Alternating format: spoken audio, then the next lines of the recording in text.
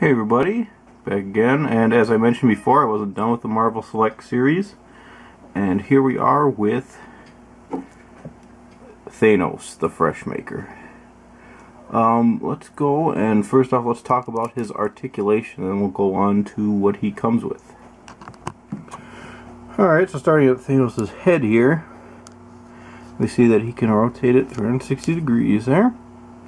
He can look up a decent amount, but because of the breastplate in the way here, he cannot really look down at all. As far as the head sculpt goes, it's really good. It's definitely looks like the comic book Thanos. He's got the whited out eyes there. Very mean looking, the grimace. And they even did a little bit of like drool or spittle on the side. Actually, when I first saw that, I thought there was like a goober on there. I was like, how did this happen? Yeah. But no, that's actually part of the figure. And you see a little more of that detailing down here on the chin. Alright, we'll move on down to the arms here. So Thanos' hands, they're the same on each side. He can extend them out like about that far. Can't go much farther up because of the breastplate. There's a ball joint at the shoulder here that rotates a little bit. About that far. I can go all right around. But then it also rotates here at the upper arm. And that can go up and down separately too. You see there's a joint there. A little stiff as far as getting him to do anything. But then we have the elbow here that goes up and down. And he rotates at the hand. I believe he can rotate. And there's the rotation at the upper arm. This does not rotate. It's one piece. This goes up and down. The hand rotates all the way 360. So, not too much in articulation. Going down the waist here, it's simply 360.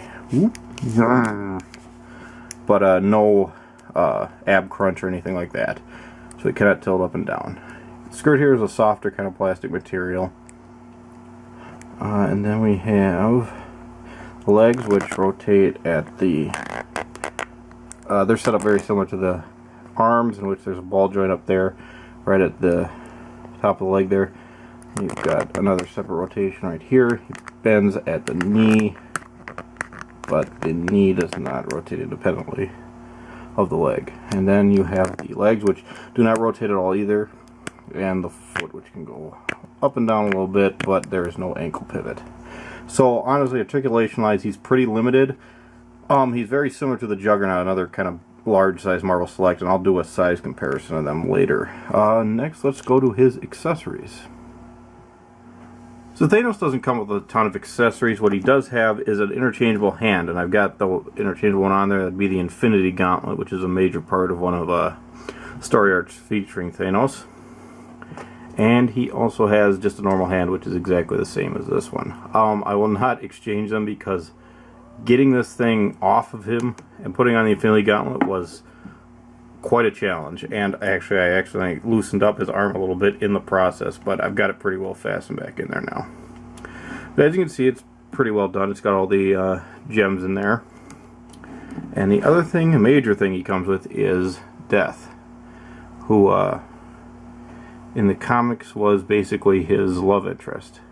And she's a statue. She doesn't have any articulation. She's still very well sculpted, and she does come with a little accessory of her own. Comes up with this beautiful face here, but it's a mask, and if you take it off, you see her true form.